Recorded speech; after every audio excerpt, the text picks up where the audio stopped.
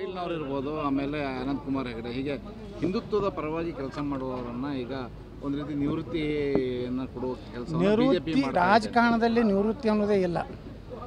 ಒಂದು ಸಲ ಟಿಕೆಟ್ ನನಗೂ ಒಮ್ಮೆ ಟಿಕೆಟ್ ಕಟ್ಟಾಗಿತ್ತು 96ರಲ್ಲಿ. ನನಗೆ ವಿಜಯಪುರ ಲೋಕಸಭೆ ಕೊಡಬೇಕಾಗಿತ್ತು. ಕಾರಣಾಂತರಗಳಿಂದ ನನಗೆ ಟಿಕೆಟ್ ಕಟ್ಟ ಆಯಿತು. ಮುಂದೆ ಮತ್ತೆ ನನಗೆ ಲೋಕಸಭೆಗೆ ನಾನೇ ಸ್ಪರ್ಧೆ ಮಾಡಿದೆ. 2 ಸಲ MP ಆದೆ.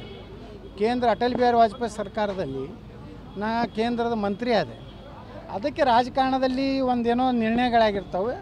ಇವತ್ತು ನಿನ್ನೆ ಸುಮಲತಾ ಅವರು ಸಿಟ್ಟಿಂಗ್ MP ಇದ್ದರೂ ಸಹ ಪಕ್ಷ ಪ್ರಧಾನಮಂತ್ರಿ ನರೇಂದ್ರ ಮೋದಿಯವರ ಮೇಲೆ ವಿಶ್ವಾಸ ಇಟ್ಟು ಇವತ್ತು BJP ಸೇರ್ತೀನಿ ಅಂತ ಅನೌನ್ಸ್ ಮಾಡಿದ್ರು. ನಾ ಇಷ್ಟೇ ಎಲ್ಲರಿಗೂ ಯಾರ್ಯಾರು ಅಸಮಾಧಾನ ಇದ್ದಾರೆ ಅವ್ರಿಗೆ ಇಷ್ಟೇ ವಿನಂತಿ ಮಾಡ್ಕೋದು, ನಿಮ್ಮ ವೈಯಕ್ತಿಕ ವಿಚಾರಗಳನ್ನ ಬಿಟ್ಟು ಇವತ್ತು ದೇಶದ ವಿಚಾರದಲ್ಲಿ ಮೋದಿಯವರು ದೇಶಕ್ಕೆ ಅನಿವಾರ್ಯ ಪ್ರಧಾನಮಂತ್ರಿ ಆಗೋದು. ಅದಕ್ಕೆ ನಾವೆಲ್ಲ ಕೂಡಿ ಕೆಲಸ ಮಾಡೋಣ ಅಂತ ವಿನಂತಿ ಮಾಡ್ತೀವಿ. ಕರ್ನಾಟಕದಲ್ಲಿ ಕಟೀಲ್ನವರು ಇರ್ಬೋದು, ಆಮೇಲೆ ಅನಂತಕುಮಾರ್ ಹೆಗಡೆ, ಹೀಗೆ ಹಿಂದುತ್ವದ ಪರವಾಗಿ ಕೆಲಸ ಮಾಡುವವರನ್ನ ಈಗ ಒಂದು ರೀತಿ ನಿವೃತ್ತಿ. ಮಂಜುನಾಥ್ ಮೆಕಡೇಮಿಯಾ ಕೃಷಿಯಲ್ಲಿ ಎಕರೆಗೆ ವರ್ಷಕ್ಕೆ 20 ಲಕ್ಷ ಗಳಿಸ್ತಿದ್ದಾರೆ. ನೀವು ಕೂಡ ಅವರಿಂದ ಕಲಿಬೇಕಾ? ಅವ್ರ ಜೊತೆ ವಿಡಿಯೋ ಕಾಲ್ನಲ್ಲಿ ಮಾತಾಡಬೇಕಾ? ಈಗಲೇ ಫ್ರೀಡಮ್ ಆ್ಯಪ್ ಡೌನ್ಲೋಡ್ ಮಾಡಿ.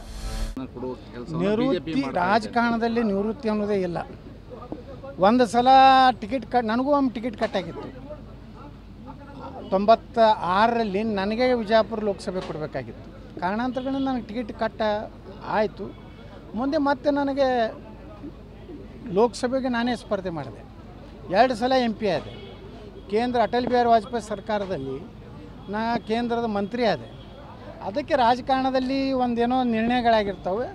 ಇವತ್ತು ನಿನ್ನೆ ಸುಮಲತಾ ಅವರು ಸಿಟ್ಟಿಂಗ್ MP ಇದ್ದರೂ ಸಹ ಪಕ್ಷ ಪ್ರಧಾನಮಂತ್ರಿ ನರೇಂದ್ರ ಮೋದಿಯವರ ಮೇಲೆ ವಿಶ್ವಾಸ ಇಟ್ಟು ಇವತ್ತು BJP ಸೇರ್ತೀನಿ ಅಂತ ಅನೌನ್ಸ್ ಮಾಡಿದ್ರು.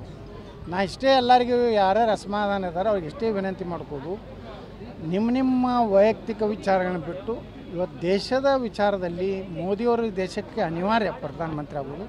ಅದಕ್ಕೆ ನಾವೆಲ್ಲ ಕೂಡಿ ಕೆಲಸ ಮಾಡೋಣ ಅಂತ ವಿನಂತಿ ಮಾಡ್ತೀವಿ. ಕರ್ನಾಟಕದಲ್ಲಿ